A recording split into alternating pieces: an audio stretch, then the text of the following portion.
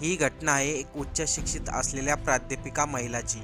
कोल्हापूर जिल्ह्यामधील पन्हाळा तालुक्यातील बहिरेवाडी गाव येथील आदर्श वाटणाऱ्या एका प्राध्यापिकाची आत्मविश्वासाने भरलेली आणि स्वतःच्या कष्टावरती आणि हिमतीवरती आपलं एक वेगळं अस्तित्व निर्माण करणारी प्राध्यापिका प्रियंका रणजित पाटील, वय वर्ष 31।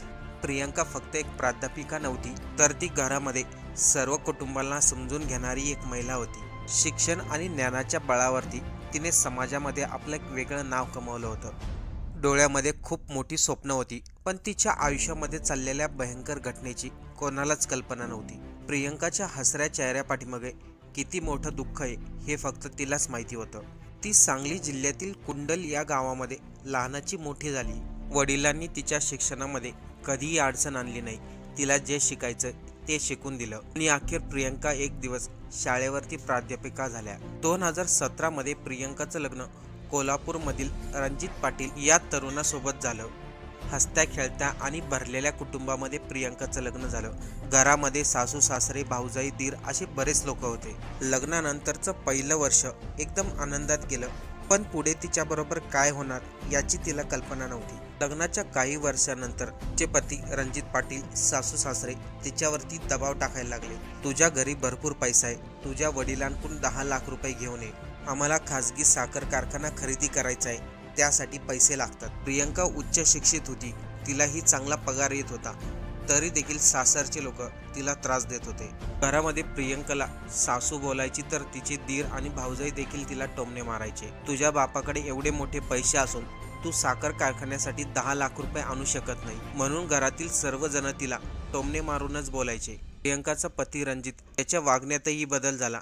तो प्रियंकाला मारहाण करायला लागला, शिवीगाळ करायला लागला। प्रियंकाने त्याला समजावण्याचा खूप प्रयत्न केला, परंतु रणजितने तिला समजून घेण्याऐवजी उलट तिलाच तो बोलत होता।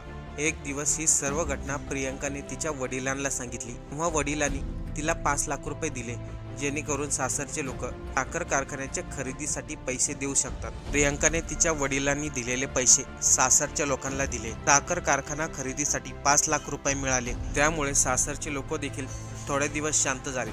परंतु 1-2 महिन्यानंतर पुन्हा प्रियंकाला 5 लाख रुपये तुझ्या वडिलांकडून घेऊन ये, आपलं काम झालं नाही, अजून ते काम अडकू नये असं सांगितलं। तू 5 लाख रुपये आणलं तर ते काम पूर्ण होईल। या सर्व गोष्टीवरती प्रियंका उत्तर द्यायची, माझा पगार पण मी तुम्हालाच देते, माझ्या वडिलांकडून पण 5 लाख रुपये आणले, आता आणखीन किती पैसे आणू। पण सासरच्या लोकांनी प्रियंकाचं एकही गोष्ट ऐकले नाही। या उलट तिचा पती आणि सासरचे लोक तिला जास्त त्रास द्यायला लागले। कधी कधी तर तिच्यासाठी जेवणही ठेवत नव्हते, जरी जेवण ठेवलं तर तिला शिळं अन्न खावं लागायचं। या सर्व गोष्टीचा त्रास प्रियंकाला जास्तच व्हायला लागला होता, कारण की घरामध्ये तिच्याबरोबर कोणीही व्यवस्थित बोलत नव्हतं, ना तिचा पती ना सासू सासरे।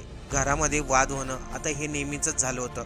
रोजच तिला काहीतरी टोमणे मारून बोललं जायचं। या सर्व गोष्टीला वैतागून प्रियंका जर माहेरी गेली तर माहेरची लोक नावं ठेवतील, म्हणून ती माहेरी जात नव्हती। सासरच्या लोकांचा त्रास देणंही कमी झालं नव्हतं। आणखीन 5 लाख रुपये घेऊन ये, तुझ्या पगारावरती फक्त घरच चालतं, आम्हाला कारखान्यासाठी पैसे लागतात, हे सांगून तिचे पती सासू सासरे तिला नेहमी त्रास द्यायचे। प्रियंकाने ही गोष्ट मात्र तिच्या वडिलांना सांगितली नव्हती। तिला वाटलं होतं आज ना उद्या घरातील लोक शांत होतील, तसं काही होण्याऐवजी उलट तिला त्रास देण्याचं काम जास्तच वाढलं होतं। प्रियंका विचार करत होती, आई वडिलांनी तिला शिकवलं, चांगल्या नोकरीला लावलं, चांगल्या घरामध्येही लग्न लावून दिलं, तिला वाटलं आता पुढचं आयुष्य चांगलं सुखात जाईल। पण लग्न झाल्यानंतर मात्र तिच्या जीवनामध्ये फक्त दुःखच दुःख होतं। ती आता या सर्व गोष्टीबद्दल घरीही सांगू शकत नव्हती आणि सासरच्या लोकांना उलटही बोलू शकत नव्हती। पुढचं आयुष्य आपलं असंच दुःखात जाईल, नेहमीच आपल्याला ही लोक त्रास देतील, हा विचार करून प्रियंकाने राहत्या घरामध्येच आपलं जीवन संपवलं।